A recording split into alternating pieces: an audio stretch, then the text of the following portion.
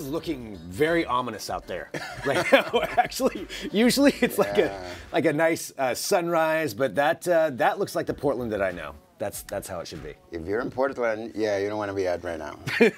Hello, everyone. This is Digital Trends Live. This is our daily show here from Digital Trends where we talk about the trending tech topics of the day. We bring you the news, we bring you some interviews, all while broadcasting live. We're on Facebook, YouTube, Twitch, Twitter, Periscope, wherever you're finding us. Thanks for finding us, and we will comment live. I'm seeing a lot of people coming in here. I say hello to Michael. We've got Sam. We've got Raymond. That's just on Facebook, and I'll be broadcasting and talking about these comments as they come through. So let us know what you think as we go through the show. It's Friday. Let's talk about what we have on tapped today. So coming up on the show today, in just a little bit, we're going to be joined by Lisa Wang. Lisa Wang is the CEO and founder of a company called SheWorks. It's an organization that's helped empower over 20,000 women in leadership roles in the business world and beyond. We're going to talk to her about that. Really great organization. We've got our own Ryan Juanita to come in and kind of give us an update on some of the news in streaming television services that's come up over this last week. There's a lot that's happened. We're going to kind of catch up on some of that and some announcements about some new shows.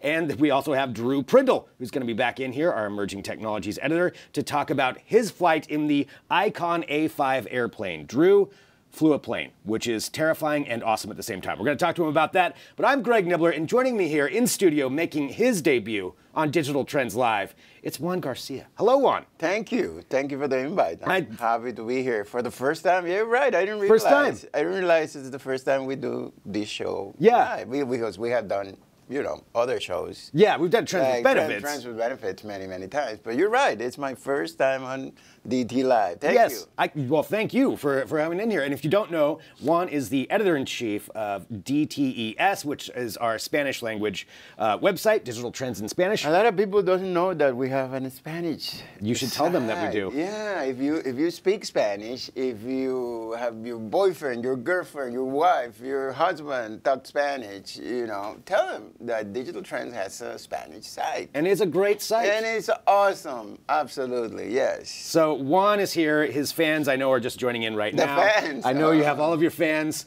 Juan posts a lot of pictures for that. I should have pulled some of those. But so the fans know. If you're a new fan, well, you are right now. You're watching. You're a new fan of Juan. All right, Juan, let's talk about the rumors that came out today. Well, not just rumors, but also the images that were leaked today. And I'm talking about the Samsung Galaxy S10. Every single day there's some kind of a rumor that comes out about it, but this one I feel like is a little bit closer to actually being real. So it's some images that were leaked, and it came out from a company called 91 Mobiles, which I wasn't aware of them beforehand, but they apparently got the scoop on this, if this is real, and they're claiming that the pictures that they got are the actual official press renders for the upcoming Samsung Unpacked event, where they're supposed to be debuting the brand new S10 line of phones. The images are supposed to be the S10 Plus, and we got to take a look at these, and I mean, they seem legitimate. A couple of things of note, the 3 cameras. Why three do cameras. you need 3 cameras?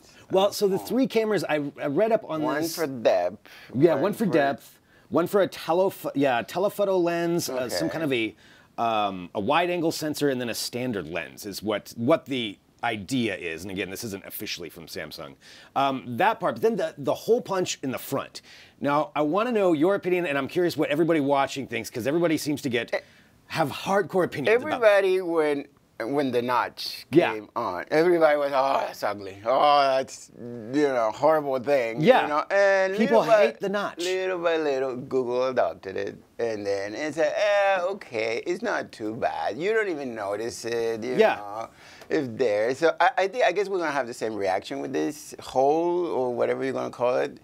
People are going to hate it at the beginning, and then other companies are going to start doing the same, basically. I mean, and people are going to start to like it. Yeah. And then you think they'll just adopt it? I mean, I think people are going to, be mad at first, just like the notch, and then go through it. The only thing I can say, though, for the notch, I feel like I like that better than the hole punch. Just if I'm going to be watching something on there, how are they going to adapt that for the screen? If you're watching like a Netflix show on, I mean, if you have to deal with it. If you go full screen on an iPhone like this, you get the The notch. You get the notch. Yeah, Okay, you don't so it see does that little part. I don't have a fancy phone, so I think that's why I don't know. I need Juan to explain this. You do have a fancy phone. It's just not an iPhone. Well, so I mean, now, will you buy this? That's a good question. You have a Galaxy, right? I had a Galaxy. I've got a lower end Samsung one right now.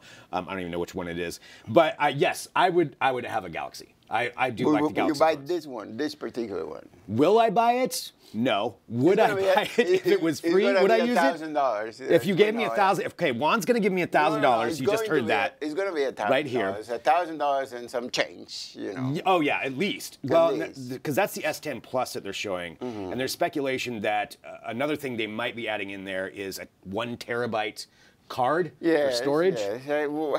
Why do we need this? Okay. Well, the idea was if you're shooting 4K video, and that's a lot of storing 4K video on there. If you're shooting a movie, a 4K movie, 2 hours, 3 hours in length, yes. Then you would need it. Yes, you need this. For everybody watching live, too, what do you think? Are you pro-notch, anti-notch? Do you like the hole punch in the screen, or is it something that you would be okay with? Like, I really am curious about the opinions. I think it's interesting that there's 2 cameras on the front, 2 selfie cameras. So they're saying one's for more of the traditional close-up shot, and one's like a wide-angle shot. But it seems like you could figure that out with 1 camera. You know, I don't want to steal the thunder from Samsung, but yesterday we announced that Apple is going to come out with 3 front cameras and a 3D sensor on the front. How many cameras? What's the end game? How many with cameras? It's enough. Yeah. LG's got 4 cameras when it comes out. Yeah, but I hear the picture is not good, even with 4 cameras. Sorry. Taking a look at some of the comments. Hello to Jefferson watching from Brazil on YouTube. Thank you, Jefferson, for tuning in. We don't have a Portuguese. We don't have Portuguese yet. Yes, but we do have Spanish. Mary is saying, what do they mean by the notch? We're talking about the notch on a phone for it to accommodate for the camera, Let's see if which kind of cuts down into it. Probably if you've got a phone, there's a good chance you have a notch on there. And this is kind of the other one. Seeing some interesting comments come through. We've got a lot of them happening right there. So again, taking a look at the Samsung Galaxy S10. Supposed images from the press photos that supposedly the official picture. Supposedly the official. I mean, every rumor says though that they are the official pictures. Although these ones usually do seem pretty legitimate. They're getting closer. Yeah. You know, I mean, whenever we go to a presentation, we usually, we know that. Right. It's getting closer and closer to it. So we've seen that before, yeah. And the actual Unpacked event is on the 20th? It's on February the 20th, yeah, that's right. And you will be there. Yeah, we'll be there. And Digital Trends also sending a crew there, so we'll be live from the event. Live from the event. This phone with 3 cameras on the back and 2 in front, and maybe the foldable phone. Maybe that's a possibility as well. There's some. I think we'll see the foldable phone. Yeah. You think so? Yeah. They're going to show it. They're going to show it. I mean, I guess they kind of have to at this point. You know, they've talked it up so much, and everybody else is coming out with their own ones that, I think they kind of need to show it. Would you like that? The foldable phone? Yeah. Well, I mean, it's neat to me, but so far I don't really see what the big advantage is. You know, I'd have to see what the software is, what they're actually, what's unique about it, other than just it folds out to a tablet. I mean, it looks cool, yeah. Looks cool. I would probably break it, but yeah, I don't really see a lot. They're gonna have to show something for me other than it's just neat. It's a foldable phone. Okay, now what? That's kind of what I want to know about it. Would you? You're a phone guy. I mean, you love your phones. You get all the new phones. Will you get a foldable phone? Do you know what I liked? I don't know if you see the Motorola Razr. Yeah, the new Razr. It folds like this, so it looks like a regular Razr, and then when you unfold it, it's a regular size phone. You know, it'll be like this, and you fold it.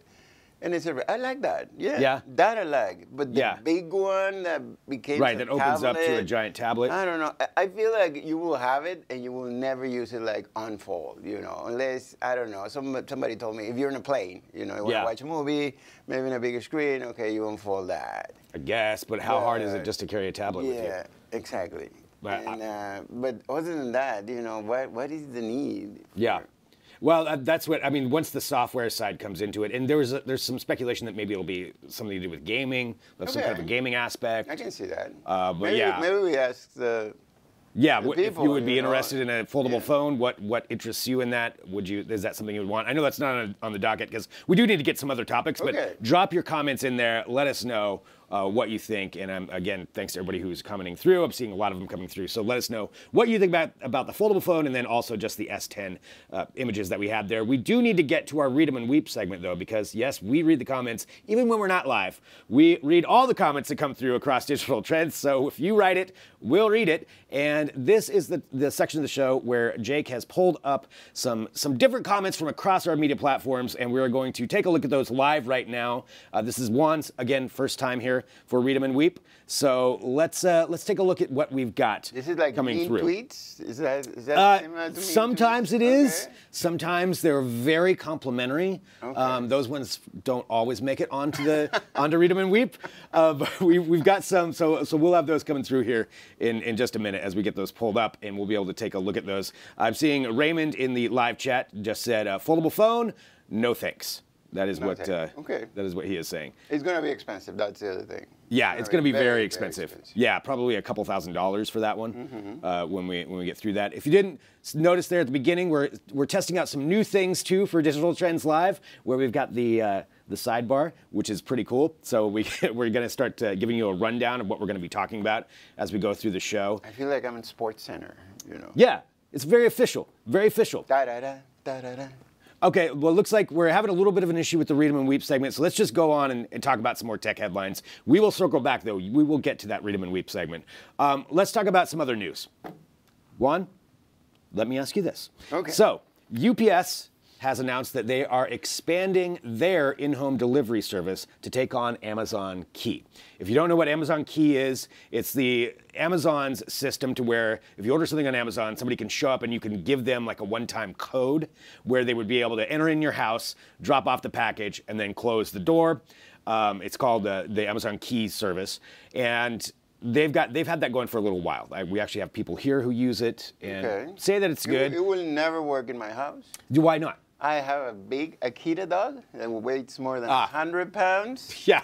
So if somebody opens that door, the Akita dog will attack. If anybody out there is thinking about going to Juan's house. Yes, no. So for me, that will never work. They can leave the package outside. You know, Yeah. I live in a safe enough.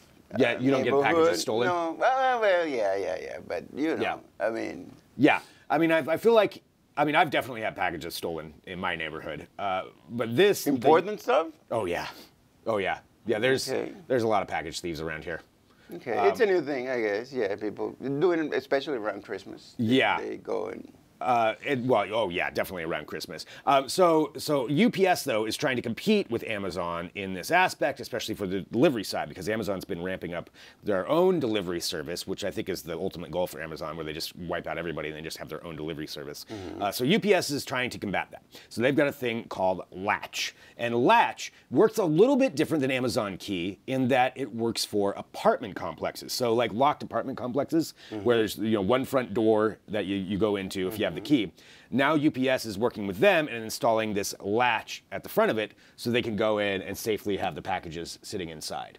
Okay. Which I kind of like that idea. I think that's for when it comes down to But only for apartments. Right now, it looks like that's what they're using. Isn't UPS had a system also that they can put it in the trunk of your car? I believe it's UPS or Amazon. I honestly can't remember which one, but yeah, the trunk deliveries, which that's a whole other one. I think I like that. You like the trunk delivery? Yeah. If you're working and you tell them where your car is parked, you open the trunk, because you can do that electronically. Yeah, that's true. If you have a fairly newer car, you can open the trunk with your phone. I think I would like the home one better only because I would have a camera on them. Like I wouldn't be, unless I had a trunk camera, which would just be weird. I don't know if I want a trunk camera. I'm seeing a look here. Mary just said, I wouldn't want anyone coming in my house. My area is pretty safe and quiet. Sam Slaughter just said, I'd rather just use a box that I can put on my porch with a code or a key, no theft, no one in my house. That's true. That would be, that's probably a better way, although then wouldn't someone just steal the box? I guess you'd have to bolt it down or something like that. Raymond says, I don't even like them knowing where I live. So, well, if it's in the package, if you order something. But right now, so the UPS Latch service, it's available in New York and San Francisco, but it's expanding to Atlanta, Chicago, LA, Houston, Dallas, Philadelphia, Boston, Miami, Seattle, and DC by summer 2019, the UPS latch service. So, but no to Juan. Juan cannot do that because he has a giant Akita that will. I have a giant Akita that will, you know, kill the delivery man, and we have a bigger problem. What is this vicious animal's name? Thor. Thor? Thor. You have, of course, you have a 100-pound Akita named Thor. That just makes sense. Yes. It just makes sense. Okay, let's move on to some other topics here that we wanted to get to. So throughout the week, as we do Digital Trends Live, we get to talk about all kinds of different tech headlines, and sometimes we try to get as much in as we can. We don't get to cover some certain things. And on Friday, we get to take a chance and look back at some of these ones that I didn't get to before. And this one is actually still trending today. It comes from MIT. So MIT researchers have created a robot that can play Jenga, big Jenga. So essentially what it is, and we do have some video of this. So the robot developed by MIT engineers, it's equipped with a soft-pronged gripper and a force-sensing wrist cuff and an external camera, so it can go through and actually play Jenga and figures it out. It analyzes what's going on, is able to push one of these out and play Jenga. I'm sure there's other applications. Jenga is one of those games that I love and hate at the same time. I love it. It's fun to play, but I'm always the guy. You're always that guy? Yes, I'm always the person that, you know.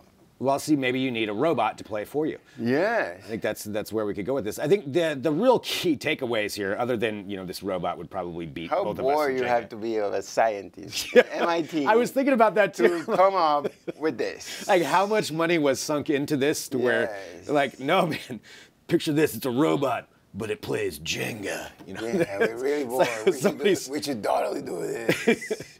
But I mean, the idea behind it is just that I think the further applications are that it can make these decisions on its own. It can analyze things, and it's also adept enough to be able to play Jenga. Does the robot never loses? It just builds the tower. They didn't. I don't think they showed if it ever lost. You know, I mean, at some point, it's got to lose, right? Make it bigger and bigger and bigger, and never actually. Right, to where it ends up just winning. I mean, I think it's an interesting application of what maybe they'll use for it down the line. They said it could, things that require physical interaction, including separating recyclable objects and assembling consumer products. So something that requires a little bit more of a deft touch, I guess, compared to where the robots are now.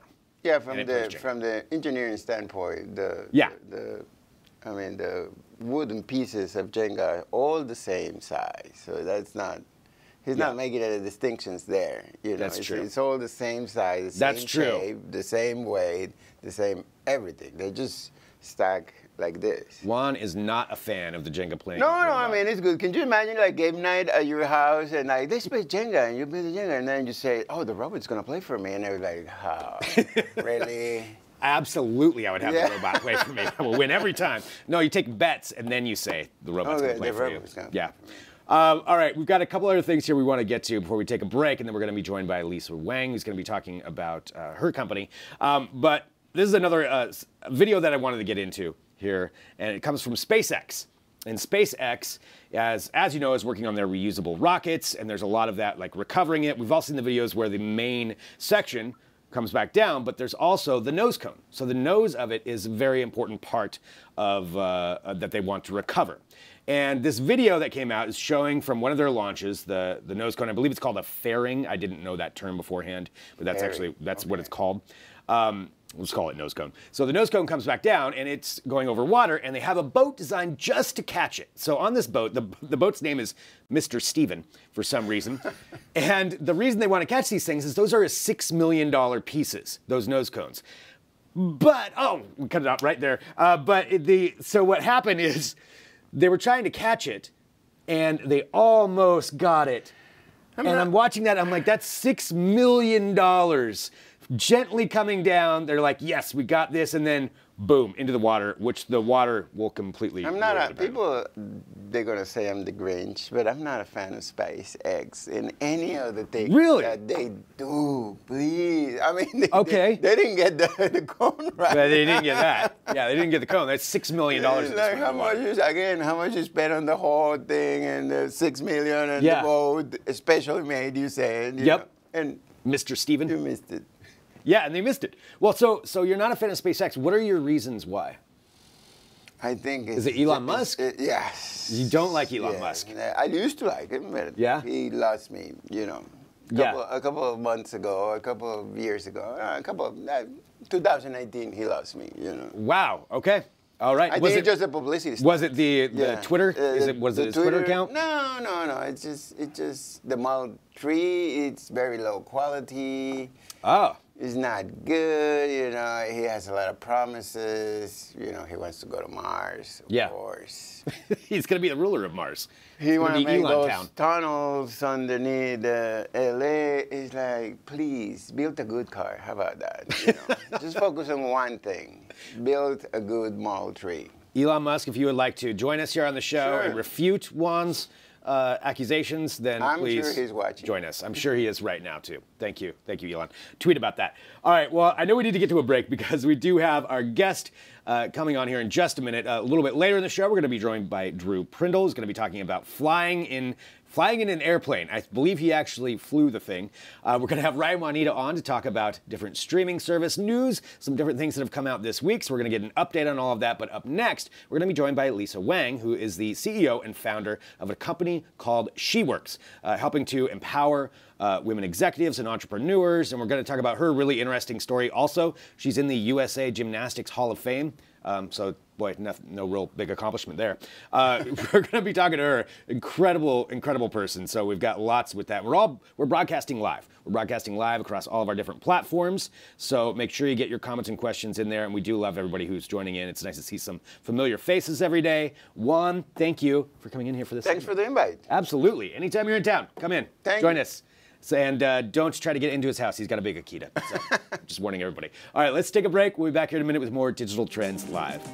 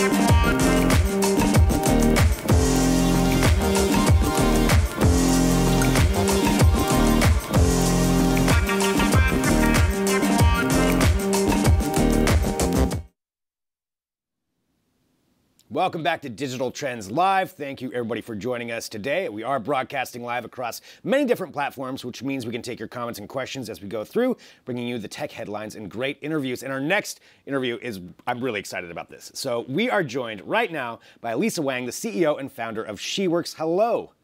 Hello. Thank you for coming on here. I'm really excited to talk about SheWorks. I wanted to run down really quick just some of the things that you have done.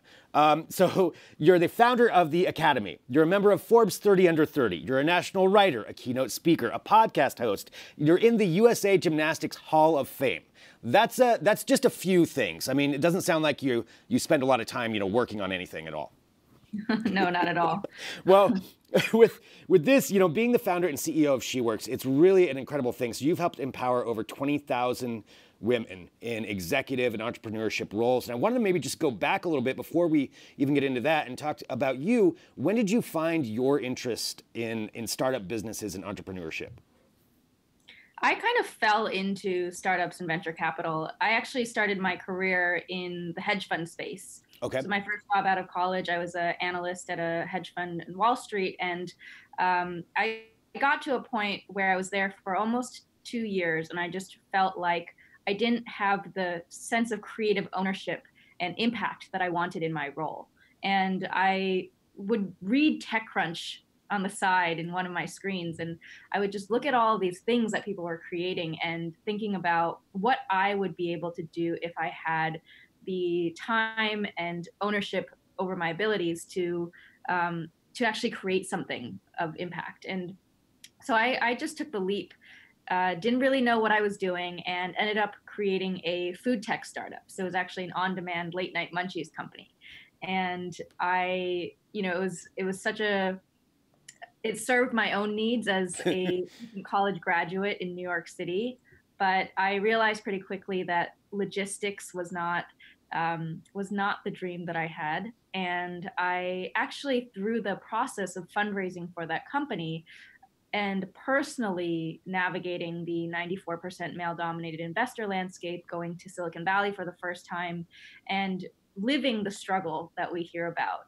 And it was during that process that I really wanted to just be able to talk to other female entrepreneurs who could empathize with the journey that I was going through.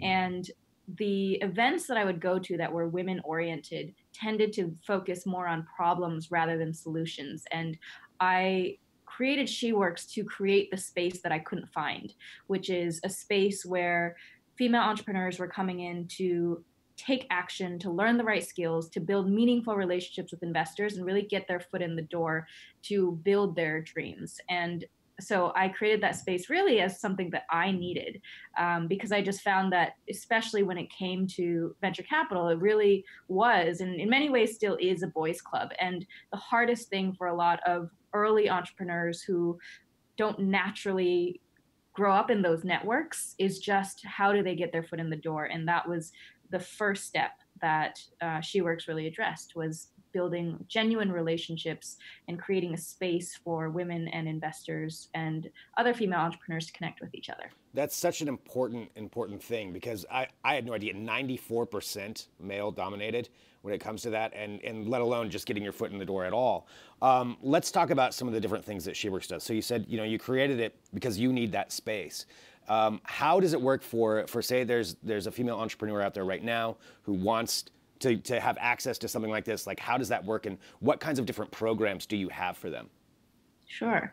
So we have on the ground in various cities, we have SheWorks chapters. So we have our directors that lead our signature SheWorks breakfast roundtables. And those roundtables are 20 to 30 female entrepreneurs. And we bring in a mentor who's either a VC partner, a prominent angel investor, prominent executive, or founder.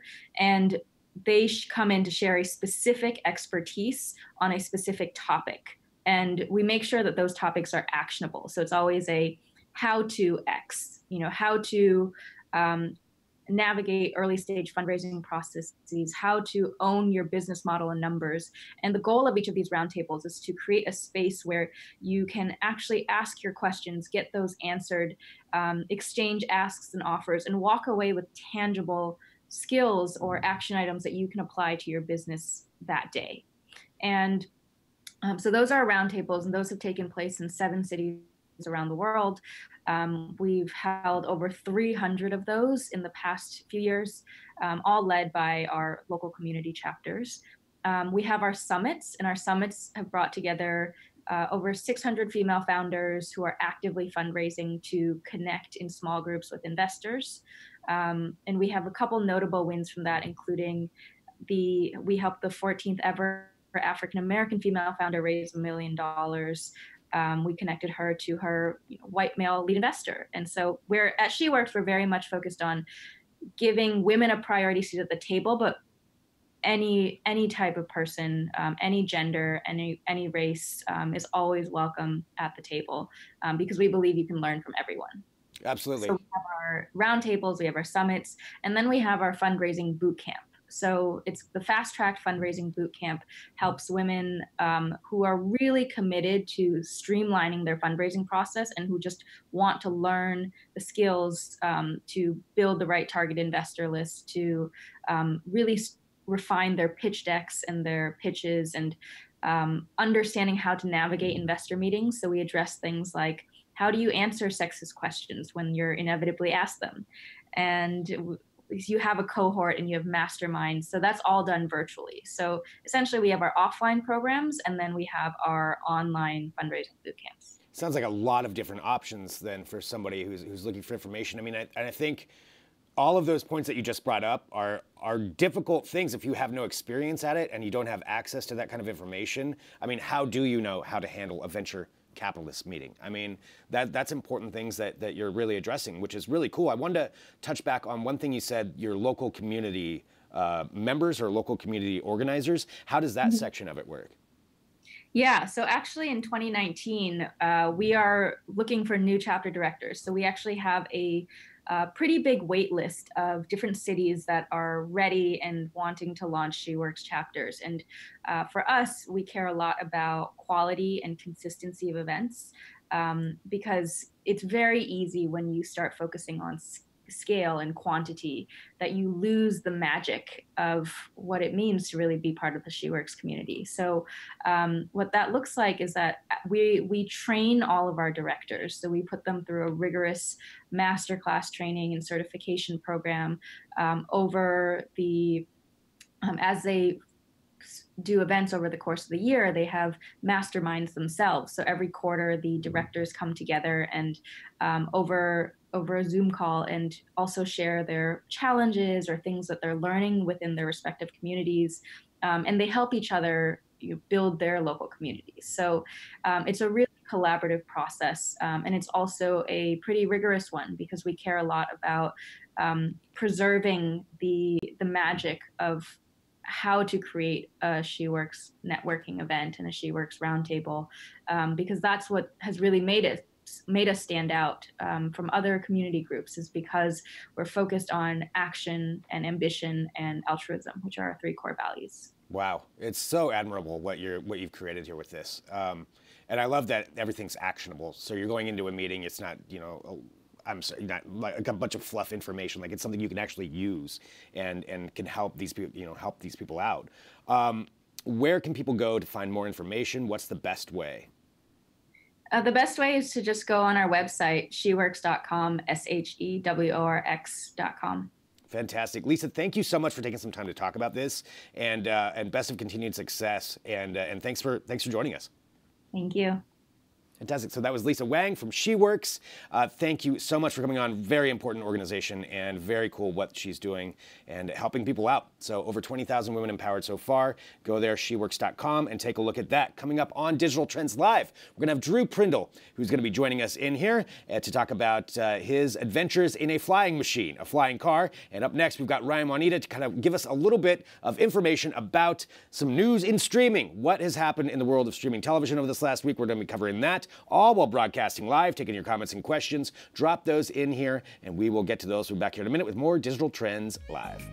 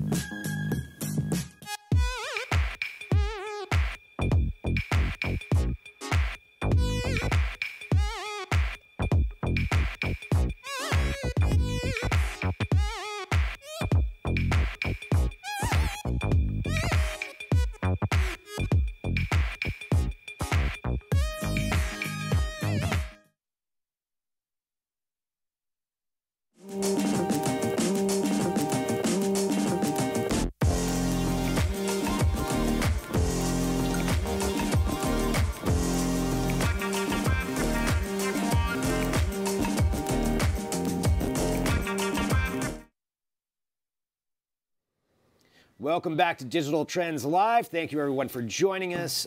Broadcasting here live every day, 9 a.m. Pacific, noon Eastern. It's Friday, which means it's time to have Ryan Juanita in here. I don't know, I just made it a Friday thing now. Ryan Juanita. Well, it usually is. Joining us here to talk about streaming television and some news that's come out this week. There's a lot that's gone on. I mean, I feel like especially over the last couple of weeks, there's been a ton of news. Yeah, last couple of years. Last couple of years, maybe. But what are some key things that have happened over this last week? So yeah, there's a few interesting things, one of which is the fact that DirecTV Now, which is a live TV streaming service, it's one of those that allows you to sort of quit cable but still get the live TV experience. You get your live sports and stuff like that. Okay, it's kind of like a Sling. It's Sling, it's PS View, it's Hulu with live TV, it's one of those. DirecTV Now. So you get a little bit of live programming and you get the on-demand stuff as well. You do get some on-demand, but this one's really based around live TV program. But yeah, so they had a massive, so they had an earnings call for AT&T, which owns DirecTV and DirecTV Now, and a bunch of other stuff. And they lost 267,000 subscribers in just the last quarter. Is that because people are leaving, or they're not interested in live television or live streaming television, or is it because of something that they're doing in particular? It's hard to say exactly, but what they said was that the issue was, or these users were on promotional things. So we looked at a few different things, and for one thing, Mac Rumors had reported, I guess that there was a plan for a while with DirecTV. They were throwing out these crazy deals for DirecTV Now when it started to build up their subscription base.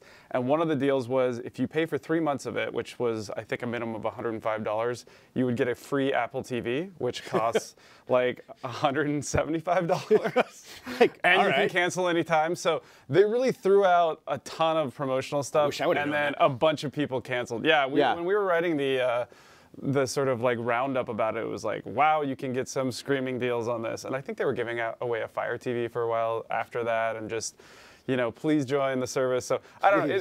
I guess we just found it interesting because live TV is in this really strange place. Well, all streaming especially, but live TV is just, a lot of people are quitting cable, and then some of them are going to these services. But they also lost over 400,000 subscribers just from their satellite service. Wow! In that quarter, so that's a lot. It's a very time of upheaval in streaming and just TV in general. For everybody watching live, I am curious. We're broadcasting live. Let us know. Do you subscribe to a live streaming service? Is that something you're interested in, or is that just maybe this is the wave of where we're going? I mean, I like to have sports and news live, but other than that, I don't really watch anything. I don't watch any broadcast networks live.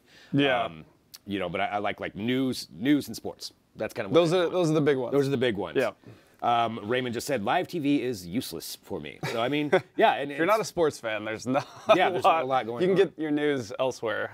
Well, that's definitely some interesting stuff. So DirecTV having that issues. What are some other big headlines from this week? Well, we just picked a few things. Hulu is showing ads when you pause now. Yeah, that's so weird. I wanted to explain this one because it's not that big of a deal. But I know that there were a lot of headlines around and people were probably freaking out. I mean, you saying that right now, I think that's a big deal. Yeah, exactly. But anytime you put ads in anything, or you say like, there's going to be some ads, everybody's going to get upset. Yeah, well, and Hulu did some interesting things. So do you remember when Netflix raised its prices, I think last week, or maybe it was early the week before? The internet exploded. Netflix raised its prices, and at the same time, or a couple days later, Hulu quote unquote lowered its prices. Yeah. It lowered its advertised based service to $6 a month from $8 a month. Mm-hmm. You could still get the $12 a month service for the ad-free experience, which is so much better. Yeah. It's like a million times better. Well, yeah, obviously. I mean, if you've ever watched Hulu, you know how many ads they play, and they play the same ones over and over again. They do. But they also, so they really dropped the ad one by $2, but if you buy their live TV package, you'll actually, and you want the ad-free on demand, they're actually charging you $6 more instead of $4 more. So they actually made up for it. So they upped on the other end. So they actually raised one of their prices while they lowered it. But I found that interesting because everybody was like, "Oh, Hulu's dropping its prices," and they're actually finding a way to make it like, up. No, you're never going to. You got to read the fine print on this. Yeah. Just their altruism. They're just like, "Yeah, here you go. Yeah, you need a break." Exactly. That's not how that works. But so the ads. So the ads paused. Thing, yeah. So it's basically what they call a non-intrusive viewer-initiated ad experience. that is both delighting to viewers and effective for brands. Delighting for viewers? Delighting. It's a delight. Wow. I've always heard that. Anybody who watches ads, well, this is just delightful. But basically, I don't know if anyone's ever said that. Anyone's ever said Well, the Super Bowl, maybe. Well, maybe. Because we got some Super Bowl ads coming up. But yeah, about 3 seconds after the pause button is clicked, a small ad that sits atop an overlay appears. So it's basically just a static ad. It's not playing. Oh, so it's not playing video. Exactly. It's just okay. Well, that's kind of the same thing that you get with your Roku. Like you'll get static ads on that too. Taking a look at some of the comments coming through. Jeremy Kaplan just said, "I wouldn't care at all about ads, except I hate seeing the same ad over and over." I agree. That is really frustrating. That is really what shut me off on Hulu. Because seriously, if you watch like 3 episodes of something, they have one ad usually. Yeah. For the whole thing. Yeah. But that's the beauty of the live. I mean, it was $4 more before, and it's $6 more a month. It is so worth it. Like, you can't. What is your time worth, right? Mm-hmm. I mean, you've got a 30-minute show or a 22-minute show. Like, I cannot overestimate how awesome Hulu is when you don't have ads. When you don't have the ads, it's worth it. And they would much rather you did, of course. Yeah. Because they make a lot more money that way. Yeah, I mean, it's that's interesting to see where that will go. I mean, I guess I don't mind that pause ad, but I think everybody is agreeing that show some more ads. Show something different. Change it up at least. Yeah. At least make it entertaining if you're going to have to watch them. It would be nice. So we've got an article about that too, digitaltrends.com. You can take a look at that. What are a couple other things in streaming that we want to get to? Yeah, so the other thing that we had pulled up, which I'm really excited about, is that CBS All Access is commissioning an adaptation of Stephen King's The Stand. Yes. We're going to be talking about this today on Between the Streams. Yeah. But man, I'm really excited. I am really excited about this. Except for the fact that I don't have CBS All Access. Well, and that's the thing. Like CBS All Access, I'm not subscribed to it. I don't know if I know anybody who has subscribed to it. I guess people who are watching Star Trek. But more and more, their programming is getting more tempting. I'm getting slightly curious about maybe subscribing. That's the best I can go. But with the Star Trek seasons, and then on top of that, the Twilight Zone that's going to be coming out, Jordan Peele's Twilight Zone. Yep. So he's rebooting it with his vision, which probably is going to be great. I mean, I can only imagine that it will be. And then add on Stephen King's The Stand. We're getting into the territory where I might have to at least subscribe for a little while. Yeah, well, and I wrote a whole article about this. This is the paradigm, right? You have 4 or 5 marquee shows, and it sucks us in, and then we watch for those shows.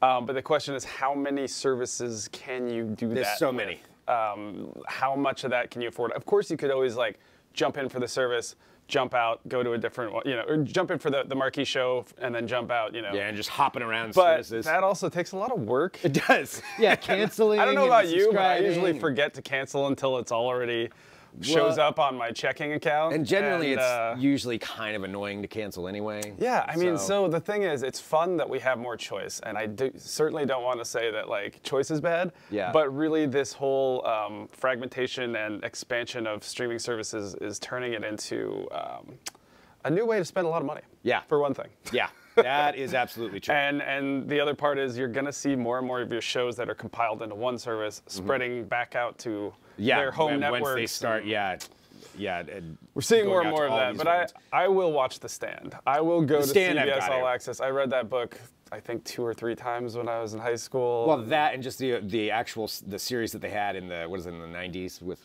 Rob. The miniseries, the miniseries / TV movie or whatever it was. I'm into that too. So I will watch The Stand. I guess I can say that now. I will subscribe when The Stand comes out. There it is. I'm gonna have to see it. They got you.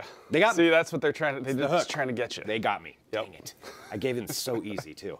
All right. Well, this is just kind of some updates on some different things when it comes to streaming entertainment. And like Ryan said, we have Between the Streams coming up here in just a little bit, live at noon Pacific, where we kind of break down all the different aspects of streaming. Well, not just streaming, but movies and entertainment and television, the new things that are coming out, some of the breaking news, like maybe Batman, Ben Affleck, out as Batman. That's correct. So officially out as Batman.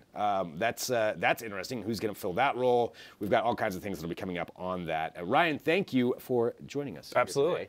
And so back here in a couple of hours with Between the Streams, but we still have more Digital Trends Live, because coming up next, Mr. Drew Prindle is going to be coming in here to talk about his adventures flying an airplane. Yes, Drew, like a flying car machine, which of course Drew would have been flying car machine, a flying car machine from the future that's here now. So Drew, it's cool. Drew, yeah, it's really cool, and I'm really jealous. So Drew's going to be in here to talk about that and everything that's going on with it. Let us know if you have comments and questions. Please let us know, because we are broadcasting live across all these different platforms, and we can see those. So let's take a break. We'll be back here in a minute with more Digital Trends Live.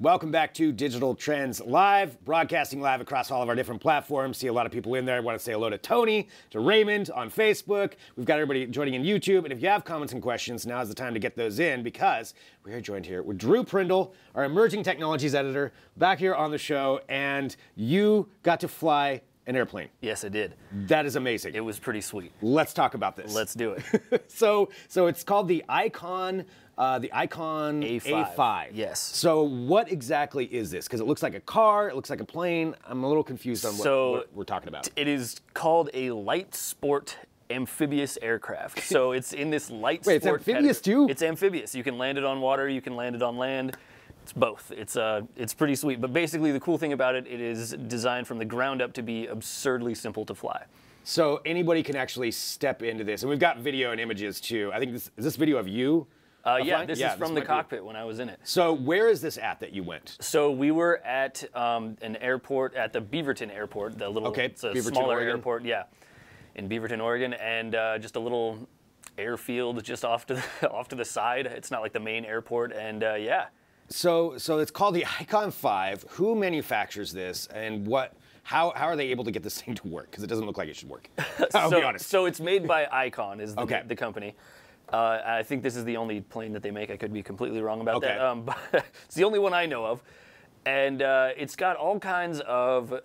there are two things that make it super simple to fly. And so simple that me, a person who has absolutely no piloting experience... We should emphasize that. You have no... Like none whatsoever. Prior to this and they let you get in there and fly. Well, yeah, I mean, granted, there was a dude in there, like, with me who, like, if anything went wrong, and it did, he would take over and, you know, make sure I didn't kill us. Yeah. But, yeah, there are two things that make it super simple to fly overall. And the first one is just, like, really good design.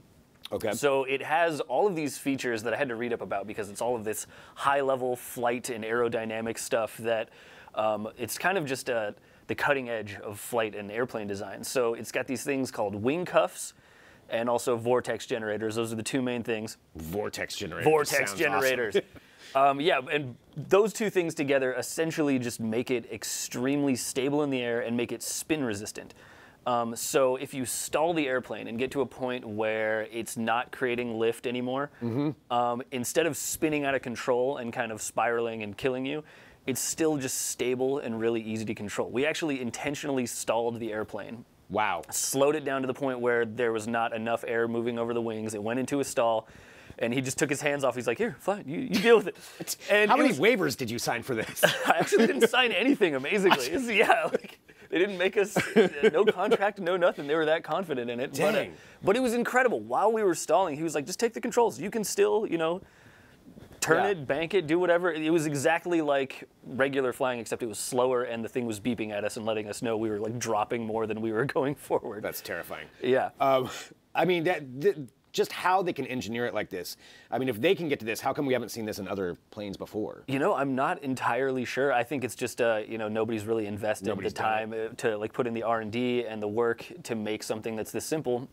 Because, I mean, we're doing fine without it. Yeah. People are still getting pilot's licenses, but with this thing, it's easier than ever before. You only have to pass, I think it's a 20-hour log 20 hours of flight time in order to get you're certified in order to fly this thing without a co-pilot. So it's completely legal, FAA approved, all that stuff. Yeah. So it's in the light sport category, which means you don't have to have like a higher level certification in order to fly it. It's probably like the lowest one that you can get.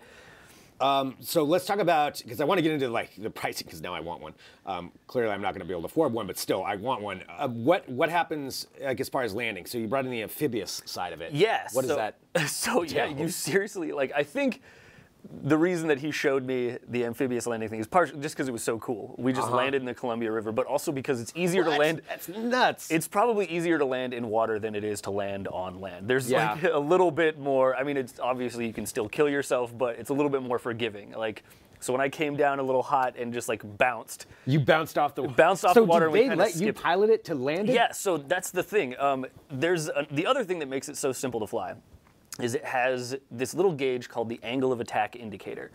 And what that is it's just one gauge that tells you a bunch of different things that you would otherwise have to like look at a bunch of different places and understand and like just know from memory because you've trained. Yeah. This thing simplifies flight so much that it's kind of like a video game almost. Like there's a little wing-shaped indicator, and it's like a speedometer almost. It moves up and down depending on, And what it tells you is first your angle of attack. It's like a Nintendo flight simulator, like an old school one. Exactly. But no, it tells you like basically where the angle of attack relative to like the horizon or whatever. It also tells you how fast you're moving. Okay. And pretty much like how healthy the wing is, how much lift you're generating. And as long as you keep it in this little green zone in the middle, he kept saying the little magic dotted line, just keep it on that. And as long as you keep it on that, that's exactly what you need for landings and takeoffs. It's so you're not going too steep and then stalling, and you're not coming into like low or whatever. As long as you keep it right in that green level. It's like flying for dummies, basically. Yeah, it makes it that simple. Exactly. I mean, I am a dummy, and I mean, I would be too. Anybody who doesn't have flying experience. So there you are, landing on the Columbia River in this thing. So once you land, then what happens? So I mean, since it's amphibious, does it have propulsion? I mean, how do you get it? How do you get it out of there? You can just throttle up, and the propeller. Oh, you just take back off? I mean, yeah, you just take back off. It just skips right off the water. But we also just blasted it around without taking off, and you can just skip over the top of the water super fast. This sounds like so much fun. It was a riot, man. Like, from somebody who has never been in a small plane before, and then doing that was just completely blew my mind. How high can it go? Do they say? No idea. Pretty high. Like as high as there's like enough air to fly in, I guess. What's it powered by? Propeller. So it is just, I mean, but is it just gas powered? Yeah, it's gas powered. And so I don't remember the exact specs, but it just sips gasoline too. Like we used like half a tank for it was like a 2-hour flight, and the tank is super small. You were up there for 2 hours in that thing? Yeah. Dang. Yeah. Nick Moke, our managing editor, did it as well. You should talk to him about it. It was just. I want to talk about going out there. Yeah. Digital Trends live from a plane. How much is this thing? I believe. I mean, obviously there are different like packages you can get, and you can get different, add-ons or whatever. But I think the basic one is like $380,000. Okay. So it's a lot of money. But like, choose between this or like a supercar. Yeah. I think I'd take this any day, man. Because he was saying, like, the way that he positioned it, he's like, you get this and you can just like go out on the weekend, and in the Northwest, like all of these lakes, it's totally legal to land in them. Damn. The thing is, nobody has amphibious planes, so there's not a lot of people doing that. Right. So you could just hop down lakes, down to California, and just It's like, yeah, what'd you do this weekend? Oh, I flew my Icon 5. Landed in a lake. Yeah, no big deal. That is amazing. That is really, really cool. So you got to fly this, and that video is up at Digital Trends as well that you can take a look at and check this out. I think all of us, well, I can echo what Jeremy Kaplan just said in the chat. We're all extremely jealous of you. This looks like so much fun. It's so great. Where do they plan on this going? Like, now that they have this out there, are they planning to expand it? Or are there other options that they're looking at? So they've been making these for quite a while, from what I understand. I actually saw one of their tweets the other day. I think they just manufactured their 1,000th plane, if I'm not mistaken. Wow, okay. So there's quite a few of these out on the market already. I don't know where they're headed with it, but it was exciting for me because if you can simplify the flight interface that much, yeah. That's I think the real accomplishment there. That's huge. They've democratized flight and aviation in a big way. They've brought the barrier to entry down so much. You don't have to go through. I mean, you probably should still get some training, but you don't have to go through like as much. It's not as difficult, which is pretty big. Here on Facebook, Raymond just said, "Way cool about the plane, but really, you want to let bad drivers fly?" Yeah, that's very much a point. Like, it's a good point. I mean, they'll. Yeah, as the more that these come out. But I mean, I guess if it's completely legal, I mean, it all falls in the guidelines. So. I mean, yeah, it's kind of like the whole Darwin Awards thing. Like if you go into it with no training and you're doing risky stuff, it's probably not going to last very long. But like the fun's going to be over pretty quick. Seems like you can get up to speed pretty quickly with this thing, and that is really, really cool. So you can check out the article, the video, everything at digitaltrends.com. Drew, thanks for sharing the video. Yeah. For showing us that. And we're all jealous, but that is so cool. I want to find out more about that. So you can go there, check out the article, digitaltrends.com. And again, this is Digital Trends Live. We broadcast live every weekday, 9 a.m. Pacific, noon Eastern. We're here in Portland, Oregon. We got our studio in New York, but we're available everywhere, wherever you are. Thank you for finding us. Hit subscribe. Make sure that you get a notification when we do go live, and that way we can talk to you. Since we're live, we're broadcasting on all these different platforms. We see the comments and questions as they come through, and we really, really appreciate that. It's nice to see some of the familiar names coming back, and so tell your friends as well. Let everybody know. So today, just starting back at the beginning, we had Juan Garcia in here, the editor-in-chief of Digital Trends Espanol, talking about the Samsung Galaxy S10 rumors. So we've got write-ups on all of that, starting to get closer and closer, I think, to maybe what these are actually going to look like. Maybe those are the real images that came out. We'll see, but we are getting a little bit closer to it. So we had that. We had Lisa Wang in from SheWorks to talking about the really great things that they're doing, empowering 20,000 different female entrepreneurs over the course and more to come. Find out more information about her. We had Ryan Juanita in here to talk about streaming television. A lot going on in the news with that. And we do have Between the Streams, our entertainment podcast coming up live at noon Pacific here in just a little bit. So stick around for that as well, or set yourself a notification for it. And Drew Prindle in here talking about the flying plane that he got to go in, the Icon A5. So cool. Coming up next week, we have another full week of shows. So we have lots coming up. We have just a couple of highlights here. Stefan Paternotte, who is, his character, his personality is represented in the National Geographic series Valley of the Boom. He was one of the first people to create social media network. So I think it was globe.com, I believe is what his was. So he was part of the boom, like became really rich really quick, and then lost it all. And then wrote a book about it. So he's going to be joining us to talk about his experiences in that. We got Kim Wetzel's going to be in talking about smart homes. Always something new with that. We have Stephanie Humphrey from Tech Life with Steph. Lots coming up all next week, all right here live, 9 a.m. Pacific, noon Eastern. So set your reminder for that. Drew, really quick, prediction for the Super Bowl. Who's going to win? Patriots. Patriots, yeah, I know. Yep. Dang it. Yeah, you're probably right. Well, anyway, enjoy that. And we've got an article, too, up at Digital Trends where you can take a look and find out the best way to stream the Super Bowl. So I think that's it for now. Thank you, everybody, for joining us. We really do appreciate it. We will see you next week with another episode of Digital Trends Live.